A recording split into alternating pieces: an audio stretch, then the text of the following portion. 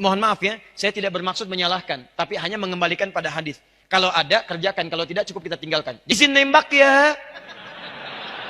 Dor, sakit nggak? Nggak ada.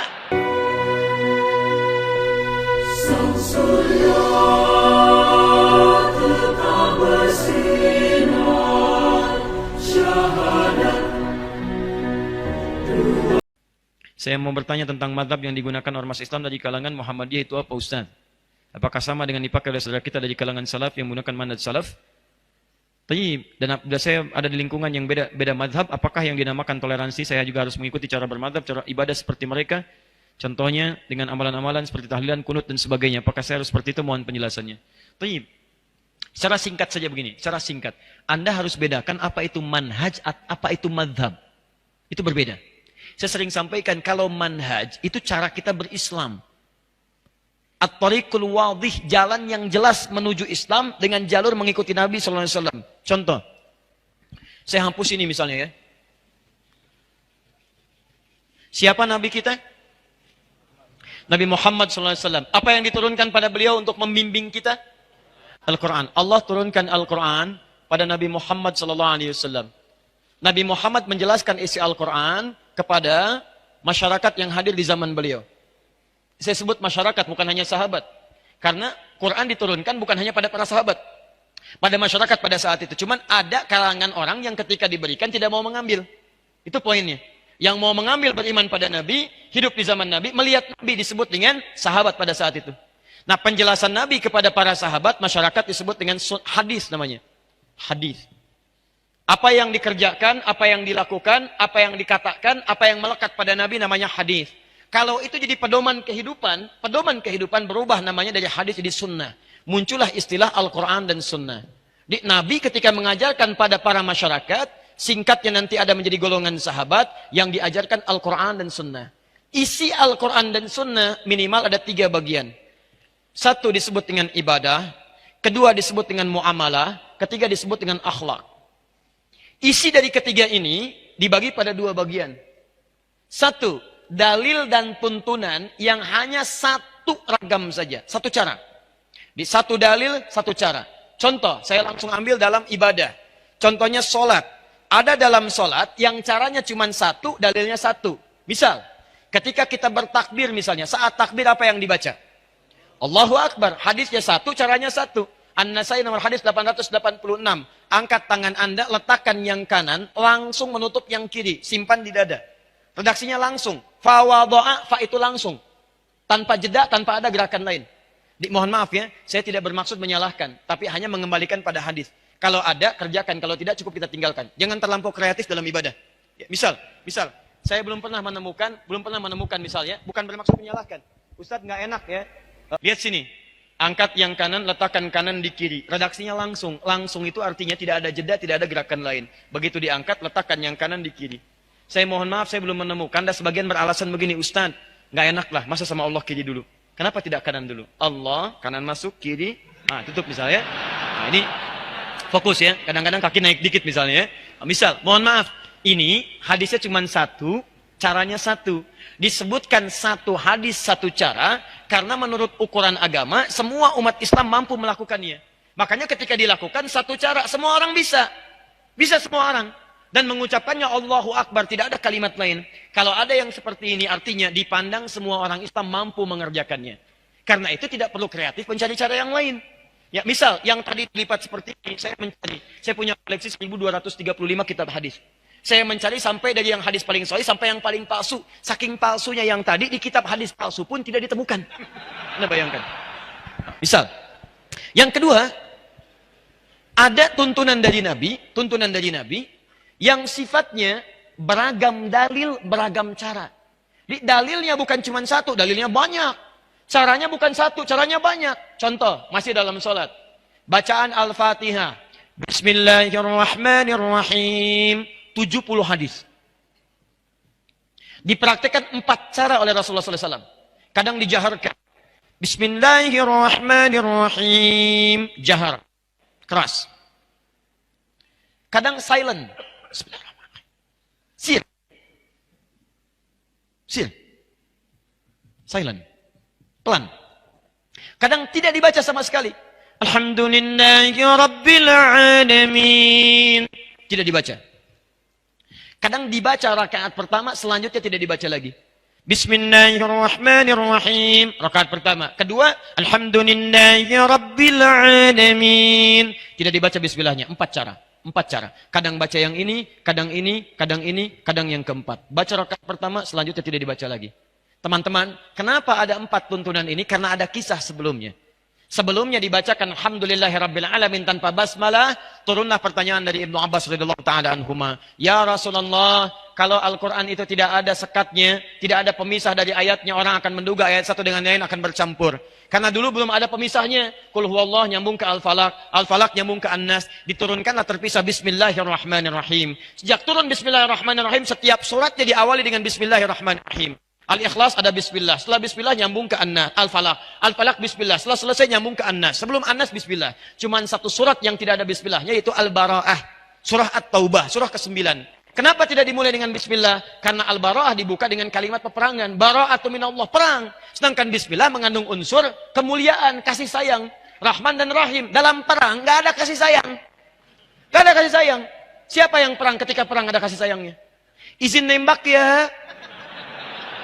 Dor, sakit nggak? Nggak ada. Tembak ya tembak. Nggak ada orang perang no kasih sayang.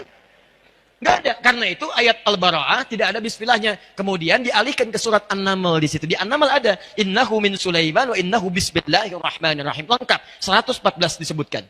Nah, ketika turun ini, Nabi kemudian punyalah 4 kebiasaan ini. Kadang-kadang kalau ngimami orang-orang Mekah tanpa bismillah. Kemudian mengimami orang-orang yang turun ayat tadi dengan bismillah. Kadang dikeraskan, kadang disirkan. Kadang dibaca pertama, selanjutnya tidak. Dari sinilah kemudian, ini yang disebut manhaj. Keempat-empatnya ini petunjuk Nabi. Jadi kalau Anda ingin mengamalkan satu di antara ini, sah. Karena semua berasal dari Nabi. Lihat baik-baik, lihat baik-baik. Ketika Nabi SAW wafat, meninggal dunia. Sahabat mengajarkan ajaran Nabi. Ini yang banyak semuanya manhaj namanya. Manhaj.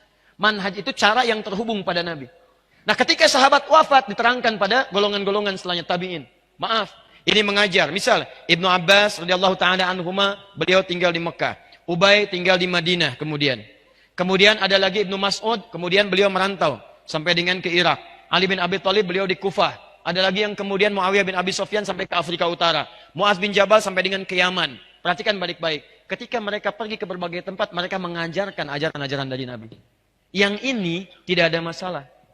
Tapi yang ini, kan nggak mungkin mengajarkan keseluruhannya. Anda ketika akan menunaikan sholat, kan nggak mungkin membaca keempat cara ini. Pasti harus pilih salah satunya kan? Harus pilih. Ustaz nggak bisa, itu sunnah Nabi Ustaz. Jangan dipilih-pilih, semua kerjakan. Saya nggak apa-apa, kalau saya keempat-empatnya saya baca. Masya Allah. Imam Upi subuh baca keempat-empatnya. Bismillahirrahmanirrahim. Bismillahirrahmanirrahim. Tidak dibaca sama sekali. Ini nggak bisa. Anda harus pilih salah satu. Harus pilih. Nah, ketika Anda memilih, baik, ketika Anda memilih, keempat-empatnya ini harus dipilih salah satu. Dibedakan pernikahan dengan bacaan sholat, ini berbeda. Lihat sini, fokus. Ini semua empat-empatnya disebut dengan manhaj. Ketika Anda pilih salah satu, kan, maka kalimatnya berubah. Ma dhahaba ilaihi. Ma dhahaba ilaihi. Hal yang cenderung saya pilih. Ma, pilihan. Dhahaba ilaihi, yang condong saya kepadanya. Ketika saya ambil pilihan itu saya praktekkan. Nah, orang Arab itu sama dengan kita. Kalau terlampau panjang, dia singkat. Supaya nggak kepanjangan. Ma dhahaba ilaihi, keraskan. Ma dhahaba ilaihi, sirkan. Kepanjangan. Singkat. Madhab. Singkat. Madhab. Ma dhahaba ilaihi, singkat jadi madhab. Dia ada singkatan-singkatan di Arab. Bahkan beberapa ayat di Quran itu istilahnya bukan bacaannya. Istilahnya bisa disingkat. Disingkat yang dimaksud bacaannya. Misal, Bismillahirrahmanirrahim, basmalah. Alhamdulillahirabbil alamin, alhamdulillah. Oh, ini sudah jam 9. Saya mohon maaf barangkali kita harus coba akhiri dulu. Kita tutup ta'lim kita malam ini dengan bacaan hamdalah. Hamdalah. Tidak. Ya, belum selesai. Ini contoh. Ya. Contoh. Belum selesai. Baik, kita tutup dengan bacaan hamdalah. Anda bacakan alhamdulillahirabbil alamin. Ketika disebutkan madhab itu bukan kelompok. Bukan aliran. Yang dimaksudkan pilihan yang diambil karena tidak mungkin Anda mempraktekkan keseluruhannya. Maka ketika ini diturunkan, muncullah kemudian para ulama-ulama bintang di zamannya. Muncul kemudian Abu Hanifah, wafat tahun 150 Hijrah. Muncul Imam Malik, lahir 93 Hijrah. Kemudian muncul Imam Asy-Syafi'i, lahir tahun 150 Hijrah. Abu Hanifah meninggal, Asy-Syafi'i lahir. Muncul Imam Ahmad bin Hanbal tahun 163 Hijrah, lahir. Nah ini, orang-orang ini, lahirnya di awal-awal abad kedua Hijrah. Lahir. Bahkan Imam Abu Hanifah wafat 150. Imam Malik lahir tahun 93. Imam Syafi'i lahir 150. Imam Ahmad lahir 163. Fokus. 163 masih di abad kedua. Orang yang lahir masih kisaran abad kedua disebut generasi salaf namanya. Salaf. Generasi tempo dulu. Zaman old. Ini. Salaf. Di Imam Asy-Syafi'i, salaf. Imam Abu Hanifah, salaf. Imam Malik, salaf. Imam Ahmad, salaf. Nah, imam-imam ini, kenapa mereka cukup terkenal? Karena mereka merangkum ajaran-ajaran para sahabat yang bersumber dari Nabi, ke masa mereka bukan hanya dengan ingatan, tapi dengan tulisan. Dulu orang belajar dengan ingatan, saking kuat ingatannya luar biasa Pak. Ingat luar biasa. Tapi masa setelahnya kan beda. Semakin meluas, semakin beragam, semakin tipikalnya berubah, semakin memiliki kekuatan yang berbeda-beda dalam ingatan. Maka para imam ini selain kuat ingatannya, mereka juga menuliskan ingatan mereka dalam bentuk kitab-kitab. Terjagalah ajaran itu dalam kitab mereka. Ini yang menyebabkan itu menyebar keseluruhannya. Tapi persoalannya, Imam Abu Hanifah nggak mungkin praktekkan keempat-empatnya. Dia harus pilih salah satu. Ketika memilih disebut dengan mazhab Abu Hanifah, dikenal dengan Hanafi. Imam Malik memilih untuk tidak baca bismillah, dikenal dengan Maliki, mazhab Maliki, pilihan Imam Malik. Imam Asy-Syafi'i pilih dijaharkan, disebut dengan mazhab Syafi'i, pilihan Imam Asy-Syafi'i. Imam Ahmad menengahi di antara keduanya pakai sir, silent, ya, disebut dengan mazhab Hambali, pilihan Imam mazhab bin Ahmad bin Hambal. Di ketika disebutkan mazhab bukan kelompok tapi pilihan para imam ini. Dan mereka tahu keseluruhannya, cuma harus memilih mana yang dipraktikkan. Nah, persoalannya adalah ketika imam ini mengajar, disampaikan generasi setelahnya, generasi setelahnya sampai ke kita. Menyebarlah sekarang. Mazhab Abu Hanifah ada di sekitaran Asia Selatan, India, Pakistan, sampai ke timur jauh di Cina. Kemudian Imam Malik sekarang dulu di Madinah. Kemudian menyebar setelah itu sampai ke Afrika Utara. Libya, Tunisia, Maroko, Aljazair. Ya, kemudian sampai dengan nyebrang sedikit Mediterania, Italia, Prancis, sampai ke Spanyol, itu Maliki. Syafi'i ada di kisaran Syam, Syria, sampai sebagian di Mesir, sampai Asia Tenggara. Kemudian Ahmad bin Hanbal, Hambali, itu kisaran Teluk, terutama Saudi. Ya, di kerajaan Arab Saudi, mazhabnya Hambali, bermadzhab, Hambali mazhabnya. Makanya jangan kaget ketika ke sana, bismillahnya disirkan. Ketika ke Syria, bismillah dijaharkan. Kenapa? Karena yang dipraktikkan, ini prinsip semuanya semanhaj dengan Nabi. Madhabnya boleh berbeda, tapi manhajnya sama bersumber dari Nabi. Pertanyaannya, orang Indonesia masuk kemana? Orang tua kita luar biasa. Semua negara ini dikunjungi. Ada yang belajar ke Pakistan, ada yang ke India. Ada yang belajar kemudian ke Libya, ke Mesir, Tunisia, Aljazair, Maroko. Ada yang belajar kemudian Syafi'i ke Syam, ya ke Syria. Ada yang belajar sampai ke Saudi, ke Madinah, ke Ummul Qura. Pulang-pulang ke Indonesia, dibawa semua khazanah itu. Yang jadi masalah kadang, mohon maaf, kadang tidak disampaikan secara sempurna. Yang disampaikan apa yang dibawa aja. Inilah sumber pertama gagal paham dalam persoalan ini.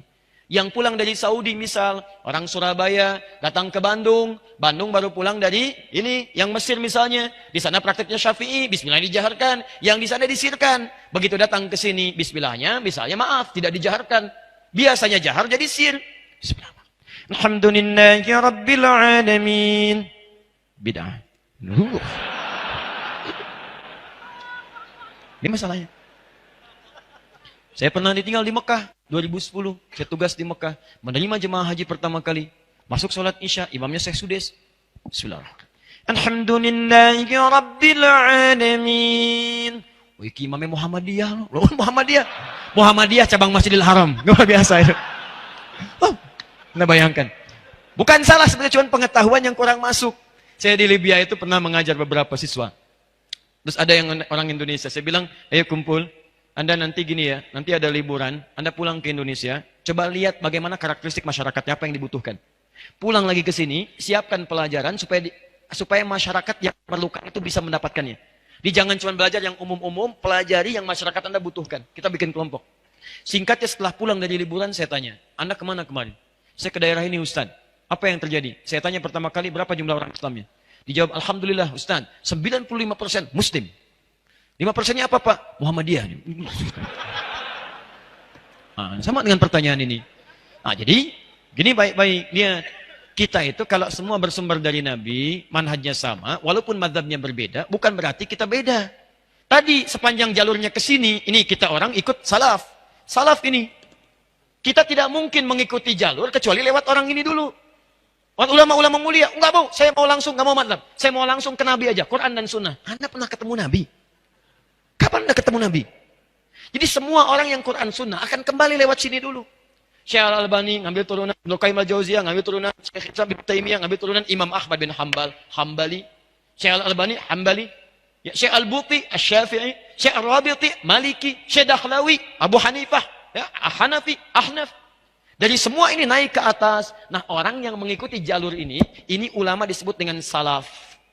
Setiap yang mengikuti, yang diikuti tambahkan i di ujungnya, i di salafi. Salafi itu artinya orang yang mengikuti jalur salaf. Jadi kalau Anda mengikut ini, Anda namanya salafi. Karena itu saya sering mengatakan, umat Islam itu seluruhnya salafi. Nggak ada yang tidak salafi. Kalau bukan salafi, dari mana Anda belajar? Karena kita pasti melalui jalur yang ini. Di salafi itu bukan kelompok, salafi itu bukan golongan. Golongan. Maaf ya, saya salafi. Kamu apa? Pengiri. Begitu diributkan. Paham ya? Jadi demikian adanya. Jadi nggak usah ribut lah. Ya, jadi sudah sepanjang kita satu manhaj, satu mazhab, itu yang bagus. Kalau mana tuh hati-hati. Akhi, maaf, kita beda manhaj. Beda manhaj. Berarti keyakinan kita beda di situ. Ada yang salah di situ. Jadi hati-hati teman-teman sekalian ya. Ya, maaf. Manhaj kita sama. Mazhab boleh berbeda, tapi jangan sampai perbedaan itu membuat kita tidak bisa minum teh bersama.